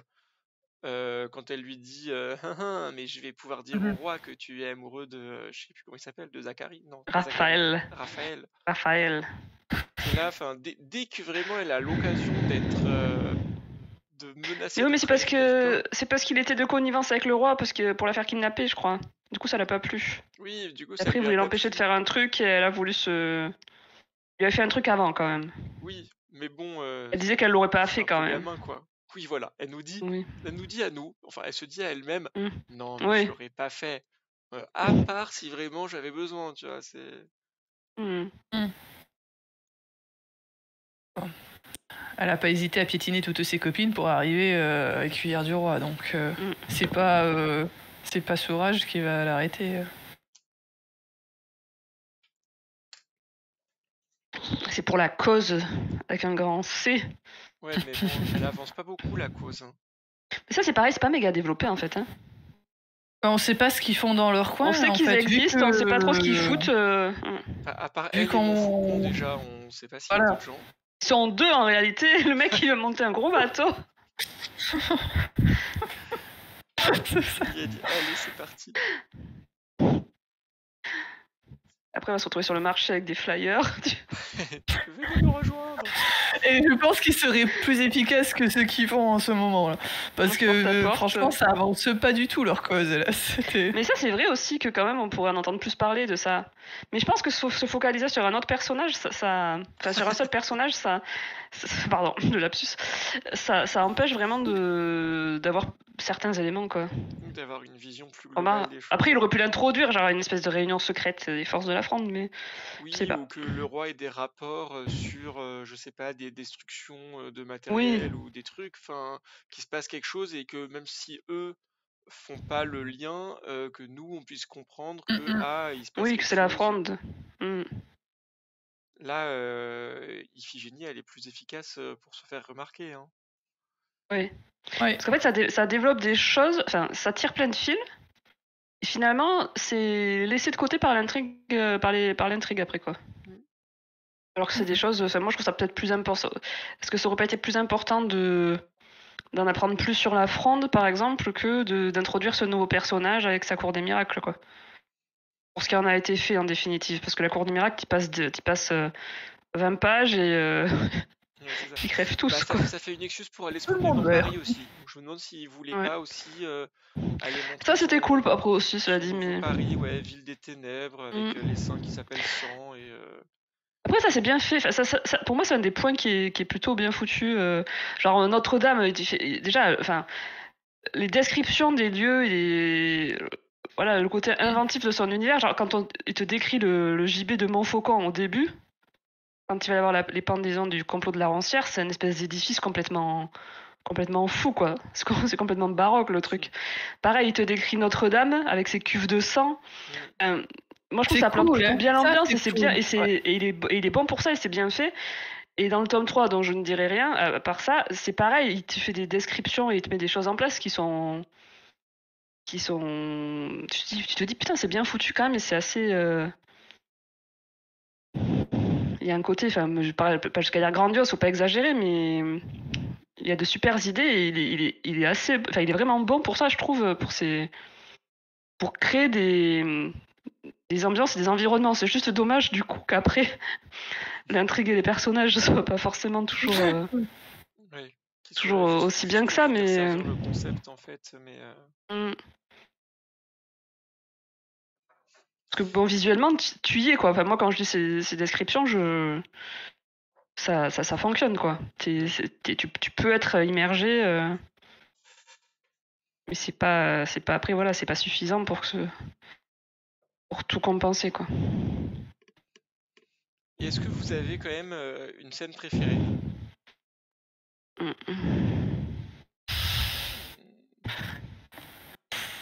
J'ai trouvé cool peut-être la découverte de la cour des miracles avec les ampoules et les machins, tout ça. Et quand c'est décrit, en fait, je me suis dit, ça serait super cool visuellement à mettre en image, à voir vraiment. Voilà, parce que je trouvais que l'idée était vraiment sympa. Elle se réveille avec toutes ces ampoules, ces lumières, ces choses comme ça.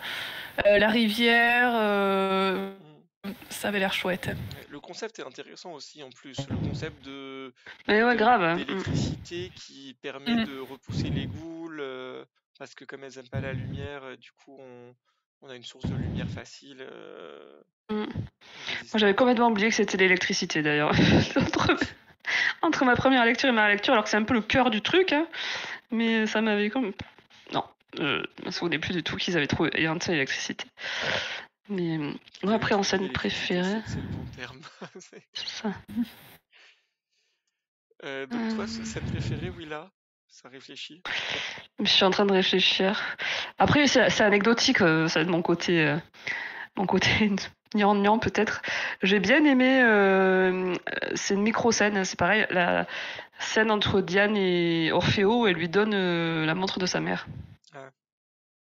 Voilà, c'est mon côté Pipou Love. Parce que je pense qu'à part, vu mon smiley comparé au vôtre, je pense que j'ai lu en mode Pipou Love. Je fais cette relecture en mode Pipou Love. J'avais complètement oublié. Je trouve ça mignon. Bon, il y a des ghouls, des assassinats, des révélations, des twists, mais non, j'ai bien aimé quand elle donne la montre. Moi, j'aime bien Orfeo, donc j'aurais bien aimé voir plus de Orfeo. Et le comprendre davantage. Qu'il fasse plus que juste venir à un moment. Parce que là, quand même, il vient. Quand elle est à la cour des miracles, il sert à rien. Il est capturé. Et après, il Oui, c'est ça. repart. Tout le monde est là pour être capturé de toute façon. Mais après, ouais. Et puis sinon, j'ai bien aimé. Alors ça, c'est plus sur le côté, parce que je trouvais que le côté ambiance, il y a un petit côté ambiance horrifique par moment avec les ghouls qui arrivent comme ça la nuit pour attaquer les maisons, tout ça. Quand ils sont dans la cave et qu'ils se font la cave d'une auberge là, Ouais. et qu'elle dort du coup, elle pressent qu'elles vont arriver. Je trouvais que ça marchait assez bien aussi, c'était assez efficace. Le côté t'es Voilà. coincé et tu t'es Ouais, ce enfermé petit là côté, où, ce petit là où côté elles arrivent, horrifique en fait. Ouais, c'était pas mal. Voilà, ces 2 scènes anecdotiques, c'est ce que j'ai retenu. Et toi, Jean-Jean, c'était quoi? Moi, je pense que c'est peut-être en gros la scène du bal. Et je pense que c'est parce que en fait, c'est le moment où on voit le plus d'autres gens. C'est-à-dire que tu Il y vas a avoir Alexandre. Ouais, bah, en fait, Moi, t'as qui est d'abord d'ailleurs sa au bal. discussion avec Poppy, qui est... Bon, moi, Poppy, c'est un perso que j'aimais bien, donc j'étais content de la revoir, même si ça dure 3 secondes. Après, t'as son interaction avec Alexandre, et Alexandre qui se frite un peu avec Marc-Antonio et Edmé, là, dans les fondations.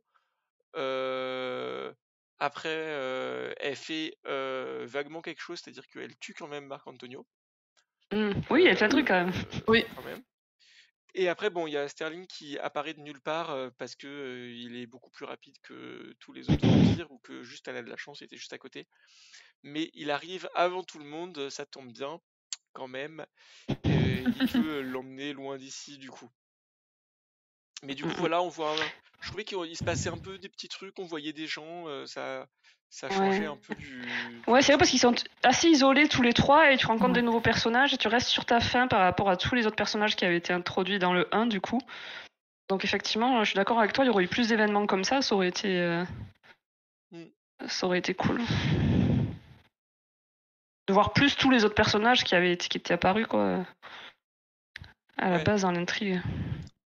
C'est ça, parce que là en fait du coup on voit globalement un peu 3, un peu d'autres personnages qui pop, mais que, enfin je sais pas si on va les revoir, tu vois, les mafieux, ils partent à Nice, la cour des miracles, ils sont tous morts, les sœurs je sais plus comment ils s'appellent cet hospice, elles sont toutes mortes. C'est innocent, non? Non, c'est pas les innocents, Je confonds. Ah oui, c'est cimetière des innocents. Les incurables. Ah oui. Enfin bon, un peu Non, tous qui les donne gens de qui l'espoir. repop, t'as l'impression qu'on va pas les revoir quoi. À part le Seigneur Serpent, il reste un conjuré de la conjuration machin. Mais bon, on peut pas dire que c'est un nouveau. Lui, j'ai rien Ah oui, compris. c'est pareil ça. Oui, lui, j'ai rien compris. Le mec, il réussit à ressusciter Tristan, tout seul. Moi, je me dis qu'il reste d'autres gens de la conjuration, en fait. Ils ont arrêté 120 personnes, mais il en reste encore. Ah. Ils avaient l'air de dire qu'il en restait plus qu'un seul et que c'était lui. Ouais, j'ai pas... Oui, puis alors, le mec, il est quand même vachement borné dans son truc, quoi. Ouais. Il ferait mieux de se faire oublier ou de se barrer ailleurs, quoi. Et puis c'était pas un peu biscornu son plan là de ressusciter la moitié de Tristan pour... Il n'y avait plus la tête de toute façon donc. Il n'y a plus la tête. Fallait se contenter de la moitié. Non mais pourquoi? Oui, c'était compliqué. Surtout que son corps était déjà tout pourri. Il restait plus grand chose je crois. J'ai trouvé que c'était compliqué pour rien. Mais surtout que ça ne marche pas, mais par chance, elle se fait capturer par les lacrymas. Et qui, par chance, sont justement en contact avec lui parce qu'en fait, oui. Voilà, on sait pas pourquoi, et qui du coup lui vendent, parce qu'en fait c'est ça, et parce que lui il est abonné à leur newsletter en contact avec Ekat, vu que c'est lui en fait qui met le papier sur la porte. Oui, alors ce mec-là, il est quand même en contact avec tout le monde. Il est en contact avec tout le monde, mais tout le monde sait qu'il existe, sauf c'est lui qui met le papier. Et ses services de renseignement. C'est ça, voilà. C'est quand même le mec qui a réussi à à passer à travers la Il est, grande sur un, purge. il est sur un forum trahirlouis14.com et du coup il prend toutes les annonces, tu vois. Oui, il est en contact avec Ekat, il est en contact avec les Italiens du Sud. Moi, je me rappelais déjà plus que c'était lui qui avait mis le mot sur la porte, tu vois. Oui, elle nous dit ça aussi à un moment parce que tu comprends, il y avait encore un élément non expliqué dans l'intrigue, donc elle nous l'a dit. Personne ne lui a fait demander, mais elle nous l'a dit. Je sais même pas pourquoi, comment elle justifie qu'elle nous dise ça. Il y a un moment où elle dit ah oui, d'ailleurs, le Seigneur Serpent, il a mis mon papier. Je sais plus pourquoi elle fait ça. Je vais pas... Et là, présentement, je suis en train d'essayer de me rappeler si on voit cet individu dans le tome 3, tu vois. J'ai un gros doute. Bah, ça serait dommage qu'on n'entende plus parler quand même, parce que là... Mais ce serait possible, du coup, au vu de ce qu'on a relaté. C'est vrai. Ouais, j'ai un gros doute. Bon, enfin, l'été prochain, on fait le top 3. C'est ça. On verra. Oui, parce que du coup, j'aimerais bien avoir le fin mot de cette histoire quand même. Parce que je suis un peu maso des fois. Je sais pas si je le lirai, mais au pire, je vous regarderai, vous me raconterez. Merci. Il faudrait quand même qu'on termine cette trilogie. Ouais, ça serait quand même dommage. Vous avez quoi du coup comme attente pour un tome 3? Donc oui, là, toi, t'as déjà lu. Oui. Tu t'en souviens plus. Non. Mais si j'en avais eu, si je me souviens des grandes lignes, on va dire, si j'en avais eu, je pense que ça aurait été de comprendre, d'en savoir davantage là sur les visions de Jeanne, sur pourquoi les ghouls ne veulent pas la manger. Les visions prophétiques ou les visions du monde parallèle? Plutôt les visions du monde parallèle, là. Parce que les visions prophétiques, bon, tu te dis à la limite, c'est son pouvoir, elle rêve de comment elle va mourir, parce qu'en plus, tout le... Pourquoi pas? Parce que tout le tirage de cartes laisse quand même penser qu'il y a des choses à révéler sur elle. À part juste le fait que ça allait localiser la tour sur Mappy, mais... Et après, moi, j'aurais bien aimé en savoir... en savoir plus sur la Fronde et notamment sur comment les choses avançaient pour essayer de vaincre les vampires et de mettre à bas Louis XIV, quoi. Parce qu'en plus, avec ce qui émerge aussi de l'Angleterre et tout, d'en découvrir un peu plus aussi sur les autres puissances et sur comment ça pouvait participer de briser un peu cet équilibre des forces, quoi. Je pense que ça serait ça. Juste en me disant que je n'ai pas lu le 3 et en me basant sur le 2. Toi, Yoda, ça serait quoi tes attentes? Enfin, c'est quoi?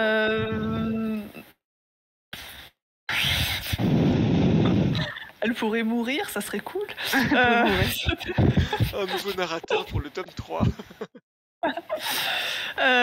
Moi, le truc qui m'intéresse le plus, c'est un petit peu la géopolitique du monde, en fait, qu'on a très très survolé dans le tome 1, très très survolé dans le tome 2. Donc j'aimerais bien qu'on y revienne un peu plus, parce que moi, ça m'a intéressé l'histoire de l'Inde. Et on en parle très peu. J'aimerais bien en savoir plus. L'Angleterre, ça a l'air pas mal cool aussi. Et je pense que si on a perdu son nom évidemment, l'espagnol dans le lot là. Raphaël, merci. J'aimerais bien du coup qu'on nous parle un peu de l'Espagne parce que je suppose que s'il est là, c'est pas que pour la déco, quoi. Enfin, à part pour fricoter avec Zinzin dans un placard, mais voilà quoi. Voilà. Moi, ça m'intéresse. Donc, l'Angleterre, l'Espagne, l'Inde. Et puis, en fait, le fait que les vampires aient de plus en plus besoin de sang aussi, des trucs comme ça, en fait. Comment cette histoire de fond dans l'histoire, t'as l'impression qu'il se passe quelque chose, que c'est pour ça que les vampires ont besoin de plus de sang, que c'est pour ça que y a enfin voilà, les humains sont d'ailleurs très mauvais move de Louis XIV quand même, qui est prêt à tuer toute la population de Paris alors que c'est sa principale réserve de sang. Peut-être qu'ils vont les mettre en cuve après. Il était quand même très très stupide. Enfin, voilà, quoi. Ils peuvent entreposer. Remarque, non, si les ghouls Oui, les mais il embarquent, s'en sert qu'une fois, Combien pas de temps plusieurs. ça se Ouais. garde un cadavre? vraiment ça se garde le sang. Oui. Ouais. Donc en fait, ouais, c'est cette histoire un peu de fond où t'as l'impression que il se passe quelque chose et où en fait on voit absolument rien. Et j'aimerais bien qu'on nous en parle un peu plus de tout ça. D'accord. Bah ouais, moi je suis d'accord aussi. Le problème c'est que j'ai de plus en plus de doutes. En fait, vu le tome 2, et vu comme le tome 2 a rien fait avancer et nous a apporté quand même peu d'infos, j'avoue que je suis là, bon, je suis peut-être que dans un an je serai beaucoup plus motivé. Là, je suis un peu en train de me dire, bah, en fait, j'ai un peu peur que le tome 3, ça soit un peu pareil, il se passe rien. Moi, déjà, s'il pouvait se passer quelque chose dans le tome 3, parce que là, je me dis, bon, ça va pas nous clôturer quoi que ce soit d'intrigue, ou alors ça va être trop rapide, tu vois, je vois pas, ils vont pas nous faire une révolution. En plus, quand j'ai vu qu'en fait, ils prévoyaient de faire 4 trilogies, je me dis, bah ok. En fait, j'ai un peu peur que là, on soit en train de lire une espèce de trilogie introductrice qui te présente juste les bases d'un univers, et parce qu'il se dit, bah après, j'ai 3 autres trilogies pour qu'il se passe quelque chose. Mais toute une trilogie juste pour introduire un univers, quand bien même l'univers est intriguant et intéressant, pour moi c'est un peu long. Il Et puis, faudrait qu'on en apprenne plus que juste et regardez, ça a l'air stylé. voilà. Il est très mal introduit l'univers en plus. Enfin, je trouve. Enfin, c'est un peu intriguant, mais finalement on sait absolument pas ce qui se passe au niveau univers en soi, quoi. C'est très resserré, quoi. Voilà. C'est quand même dommage. Moi, du coup, j'ai envie que vous lisiez le 3 quand même, que vous puissiez vous faire un avis. Parce que là, je peux rien dire, je évidemment. le dirai. Après, je suis pas sûre de partir sur une autre trilogie derrière, hein, mais j'aimerais au moins terminer celle-là. Déjà, je suis un peu écorégide. Objectif. Moi, normal. j'attendrai peut-être vos avis. J'attendrai peut-être l'avis de Yoda, peut-être Willa, si après Pas le mien, parce que je suis trop souriante. Non, mais si tu veux répondre au moins un peu à mes interrogations. Oui, je peux répondre à tes interrogations, avec plaisir. Que j'ai pas lu pour rien. Est-ce que le tome 3 risque de me plaire, ou est-ce que juste je vais finir le tome 3 encore plus désespéré qu'à la fin de ce tome 2 ? Peut-être que du coup, je me motiverai à lire le tome 3, on sait jamais. Peut-être que l'été prochain, on dira il faut que cet été, tous nos Twitch soient sur des tomes 3, et donc on n'aura pas le choix. On sera obligé de faire celui-là. Bah tu sais, je suis plus intéressée par lire le tome 3 de La Dernière Geste que par lui, quoi. Parce que malgré tout, même si c'est un peu dans la digression aussi, les intrigues se poursuivent, quoi. Là, c'était un tome de transition, finalement, mais c'était pas un tome de digression totale, quoi. Bah, moi, non, là, il se passe rien. Moi, de La Dernière Geste, mais j'ai quand même envie de lire le tome 3. Alors... Mais parce qu'il y a ça te laisse penser qu'il y a des choses qui vont se résoudre quand même dans les prochains tomes, quoi. Ouais, ça m'a moins... Ouais, et puis il y a des choses qui se sont passées. Alors je sais que c'est pas passé grand-chose, et c'est ce que je disais dans le touche d'avant, où je trouvais qu'il se passait pas grand-chose, mais n'empêche, il s'est passé plus de trucs que dans ce tome 2-là, où en fait, tu peux, à mon sens, hein, tu peux le sauter, quasiment. Après, pour moi, le problème, en fait, de toute façon, avec cette trilogie-là de Vampiria, c'est que t'as ce côté, une intrigue, un tome. T'es quand même censé avoir une intrigue de fond, avec une continuité. Et globalement, t'as une intrigue, un tome, quoi. Bah, et c'est ça, et c'est très... Et du coup, ça répond pas forcément à l'intrigue de fond, quoi. Enfin, aux questions soulevées par l'intrigue de fond. Tu peux faire une intrigue, un tome, mais il faudrait au moins que la situation initiale et la situation finale soient différentes. Que, je sais pas, soit ils ont des nouveaux alliés, soit leur situation a changé. Là, c'est complètement statu quo. Même sa situation à la cour, au début, c'est la chouchoute. Elle perd son statut d'écuyère, elle est un peu en disgrâce et machin, et finalement elle redevient l'écuyère et elle redevient la chouchoute. C'est-à-dire que même elle, sa situation, elle a bougé au cours du livre, mais on revient à l'état initial. Le seul nouveau personnage, c'est Pierrot, il part aux États-Unis. Ouais. Les autres, Et les autres n'ont pas bougé non plus, en fait. Les autres n'ont pas bougé non plus, alors on comprend un peu mieux Elénaïs. Oui. Mais Je pense que c'est un peu moins, c'est un peu moins le cas dans le. Pas dire que c'est pas du tout le cas, mais c'est un peu moins le cas dans le 3. Mais après, Vampire America, ça a ce côté, je dis rien de l'intrigue, hein, mais ça a ce côté aussi, une intrigue en tome. ouais. Alors qu'il y aura une continuité forcément, parce que ne serait-ce qu'avec les personnages, voilà, mais. C'est pour ça qu'il va y en avoir 12. Bah, Oh. Je suis fatiguée à l'avance. 12, c'est beaucoup quand même. Mais Hein. vraiment, oui. Moi, je me dis, est-ce qu'il aurait pas mieux valu déjà conclure, parce que pour moi, toutes les questions qui sont posées de toute façon, et auxquelles on n'a pas de réponse à l'heure actuelle dans Vampiria, donc à moins qu'on revienne après sur Jeanne, j'en sais rien, mais ou sur Versailles, dans une des prochaines trilogies. Je sais pas ce qui est prévu. je sais pas. Mais Je sais pas s'il l'a dit. J'ai pas creusé plus que ça, j'avoue. pour moi, c'est pas résolu à l'heure actuelle. Et un seul tome, vu que c'était pas vraiment abordé dans le tome 2, c'était compliqué de résoudre avec un seul tome restant, quoi. Bah, De toute c'est façon. ça. C'est un peu ça Donc, qui me fait peur. Il y a beaucoup trop de choses lancées qui n'ont absolument pas avancé, je trouve. Voilà, l'affront de l'Angleterre, les vampires qui deviennent... Enfin, le froid qui s'installe, l'hiver, tout ce truc-là, ça avance absolument pas, quoi. Oui, c'est ça. Et je pense, voilà. Du coup, ça donne un peu l'impression, effectivement, comme tu disais, Willa, que comme c'est chaque tome une intrigue, et qui veut faire plein de, tu vois, s'il veut faire 4 trilogies qui sont à 4 endroits différents pour explorer différentes zones du monde, il fait ses BD aussi, ses machins, ça donne un peu un côté. Du coup, il faut forcément que chaque tome remette tout les choses dans lire l'état pour initial avoir. pour que tu puisses faire des trucs un peu partout, parce que si en fait dans une trilogie tu tues le roi de France, bah du coup tu pourras plus faire ce que tu veux dans les autres trilogies, quoi. Moi ça me donne presque un peu ce côté que tu peux avoir dans certains comics où il peut jamais y avoir d'impact global sur l'univers ou sur le monde dans un tome, parce qu'il y a trop de trucs qui sont interconnectés et qui vivent leur vie chacun de leur côté, et qui fait que du coup en fait rien peut avoir d'impact, quoi. Ouais. Je sais pas si c'est une bonne analogie, mais Si, c'est pas mal. Si, je pense. C'était très clair. Ah, merci. Bref, bah du coup, à part si vous voyez autre chose à ajouter. Ben non. Je pense pas. On a quand même pas mal. Ouais, on a mal bien fait le parlé tour, hein. des persos.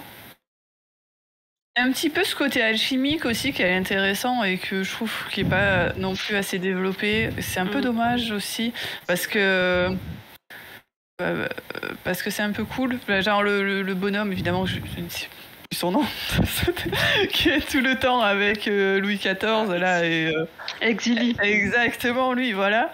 Et son côté alchimique qui me plaît beaucoup. Et du coup, cette espèce de résurrection de Tristan aussi, qui doit bien venir de quelque chose. Enfin, on a aussi appris que tu peux faire de la chirurgie esthétique avec l'alchimie. Ouais.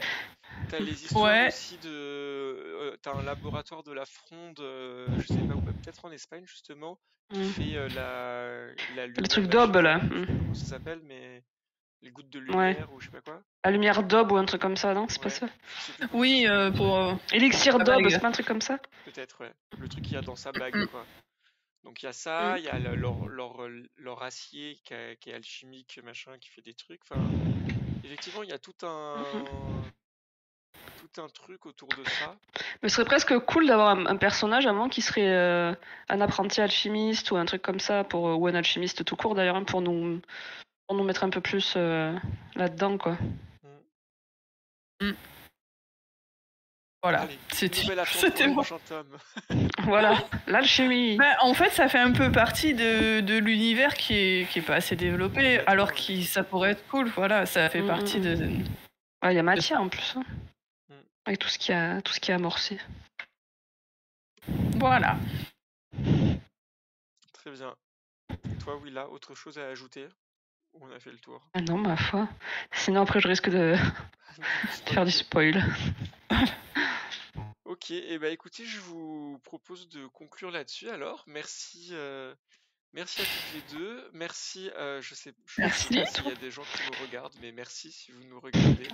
À nos éventuels spectateurs. Nos éventuels spectateurs en direct ou en Aux gens replay. sur le replay. Voilà. N'hésitez pas à nous dire si vous êtes d'accord ou si vous n'êtes pas d'accord, si vous trouvez qu'on est juste une bande de rabat-joie, casse-pieds aigris. Vous pouvez nous Les le ronds dire soit en chanchants. commentaire, soit sur le forum. Et ben on vous donne rendez-vous le 21 septembre pour lire Oui. Le Porte-Lumière de Hayden Thomas. Et d'ici là, bah, portez-vous bien, bonne rentrée à ceux qui ont une rentrée, et à bientôt. Au Au revoir revoir. tout le monde.